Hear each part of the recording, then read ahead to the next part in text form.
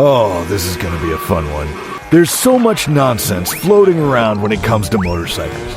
Bad maintenance tips, ridiculous riding advice, and flat-out dangerous myths that people believe just because they read it somewhere. Well, today we're tearing all of that apart.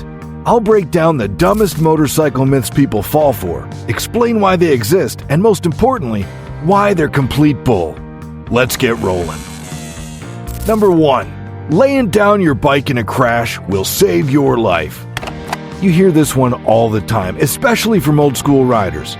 If you're about to crash, lay the bike down. The idea is that by sliding, instead of hitting something upright, you somehow lessen the impact and avoid injury. That's complete nonsense. Modern motorcycles have far better braking power than they did 50 years ago.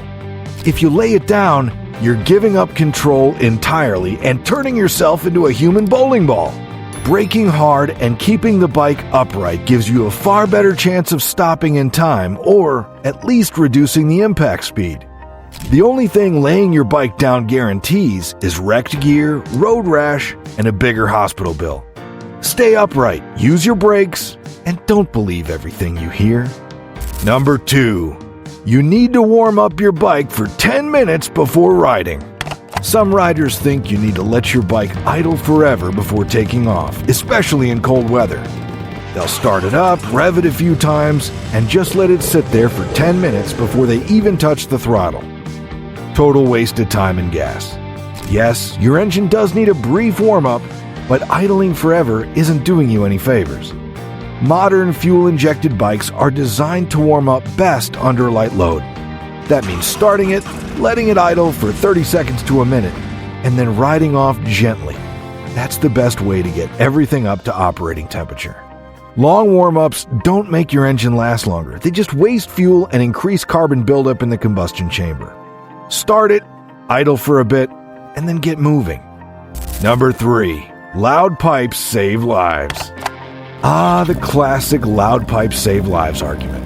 If that were true, every rider with a stock exhaust would be getting run over daily, and Harley riders would be invincible. Here's the problem. Sound travels backward. Your exhaust is behind you, meaning most of the noise is going away from the cars in front of you. That driver about to merge into your lane, they're not hearing your pipes. They're hearing their own music or GPS or phone call. What actually saves lives? Proper lane positioning, defensive riding, and high visibility gear. A loud exhaust might make you feel safer, but it won't stop a distracted driver from cutting you off. If you want to run loud pipes because you like the sound, fine, but don't fool yourself into thinking it's a safety feature. Number 4. Bigger engines are always faster. A lot of people assume that the bigger the engine, the faster the bike. After all, an 1800cc cruiser must be faster than a 600cc sport bike, right? Wrong. A bike's performance isn't just about the engine size. It's about power-to-weight ratio, gearing, and aerodynamics. A 600cc sport bike will run circles around an 1800cc cruiser because it's lighter, revs higher, and has a better power-to-weight ratio. Even within the same category, engine size doesn't always equal speed. A 1000cc adventure bike might be tuned for torque and off-road capability, while a 750cc street bike is designed for pure acceleration. So next time someone tells you bigger always means faster, remind them that a Ninja 400 can still outrun a Harley touring bike. Number 5. You should always use premium gas in your bike.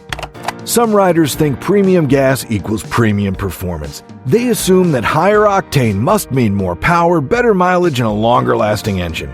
That's not how octane works. Octane rating only measures resistance to knocking, not fuel quality or power output. Your motorcycle's engine is designed to run on a specific octane level, and using higher octane fuel won't give you extra power. It just burns differently. Unless your bike's manual specifically calls for premium gas, you're just wasting money at the pump. Modern engines are built with NOx sensors, so even if you put regular gas in a bike that calls for premium, it'll adjust automatically. You might lose a tiny bit of power, but that's about it. Use the octane rating your bike was designed for, not what some gas station ad tells you. Number 6. You don't need to wear gear for short rides. Some riders think, I'm just going around the corner. I don't need my gear." They assume accidents only happen on long rides or at high speeds. That logic is completely flawed. Most motorcycle crashes happen within a few miles of home and at low speeds. Just because you're not going fast doesn't mean a crash won't hurt. You ever scraped your knee on concrete? Now imagine your entire body hitting the pavement at 30 miles an hour. Road rash, broken bones, and head injuries don't care how far you were riding. Whether it's a quick grocery run or a long highway ride, putting on at least the basics, helmet, gloves, jacket, is always a smart move. Because here's the truth. The ground is just as hard at 20 miles an hour as it is at 80. Number 7. Chain oil lasts forever. Some riders think once they lube their chain, they're set for life. They ride months without checking, assuming the grease is still doing its job. Reality check. It's not. Chain lube wears off quickly, especially in rain, dirt, and high-speed riding. A dry, neglected chain leads to excess wear, stiff links, and eventually a snap chain, which can leave you stranded or worse, locked up at high speed. A well-maintained chain needs regular lubrication, cleaning, and tension checks. Depending on condition, you should reapply every 300 to 600 miles or after riding in the rain. Skipping this step shortens chain and sprocket life and costs you way more money in replacements than just taking 5 minutes to spray some fresh lube. Chains don't last forever, but taking care of them keeps your bike running smooth.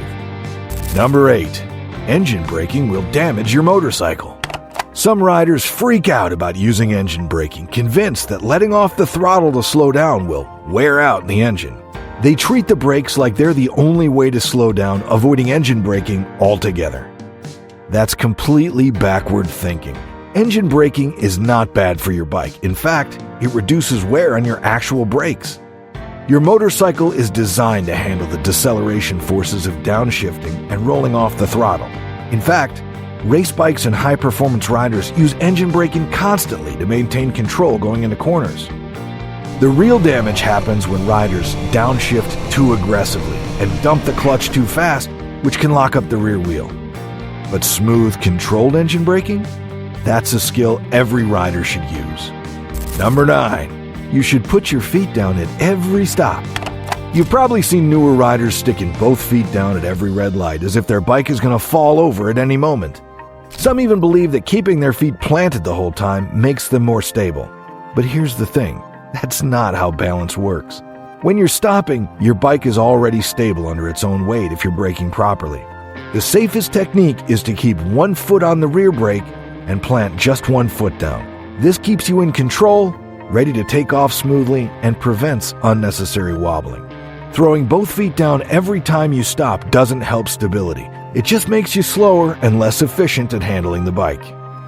Number 10. Shifting to neutral at stoplights saves gas. Some riders think they're saving fuel by shifting into neutral at every red light. The logic?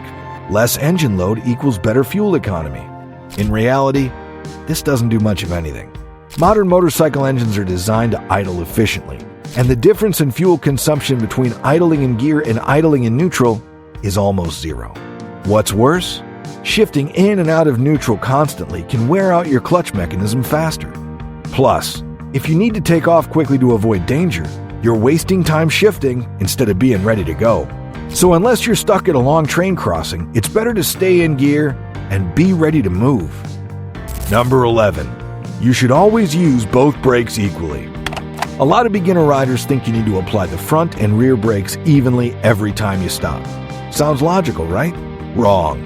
Your front brake does around 70 to 90% of the stopping power because as you slow down, the brake's weight shifts forward. If you rely too much on the rear brake, you're increasing stopping distances and losing valuable braking force. That doesn't mean ignore the rear brake. It's still useful for low-speed maneuvers, emergency corrections, and controlling stability, but in a real-world stop, your front brake is your best friend. Learn how to modulate it properly, and you'll stop faster and safer every time. Number 12. You need to scrub in new tires by riding fast. Some riders believe that when you get new tires, the best way to break them in is by riding aggressively, leaning hard, or even accelerating like crazy. That's not only wrong, it's dangerous. New tires do need a break-in period, but it has nothing to do with speed or aggressive riding.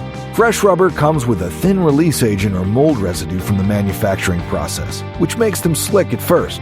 The best way to break in new tires is by riding normally for the first 100 miles and gradually leaning more as the surface roughens up. Going full throttle on brand new tires is asking for a crash. Take it easy and let the tires break in naturally. Number 13. You should change your oil every 3,000 miles. This one refuses to die, mostly because of old school mechanics and outdated advice from car maintenance. The reality? Most modern motorcycles can go 5,000, 6,000, or even 8,000 miles between oil changes, depending on the engine and oil type. If you're using full synthetic oil, you can go even longer without issues. Where did the 3,000-mile rule come from? Decades ago, when motor oil wasn't as advanced, frequent changes were necessary. But with modern lubricants and better engine tolerances, oil lasts much longer. You want to know when to change your oil? Check your owner's manual, not some outdated rule from the 70s. Now, I want to hear from you. What's the dumbest motorcycle myth you've ever heard? Or better yet, what's a myth you used to believe until you found out the truth? Drop a comment below and let's talk about it. And if you enjoyed this, hit that like button and subscribe because trust me, I got plenty more riding wisdom coming your way. Ride safe, ride smart, and keep the rubber side down.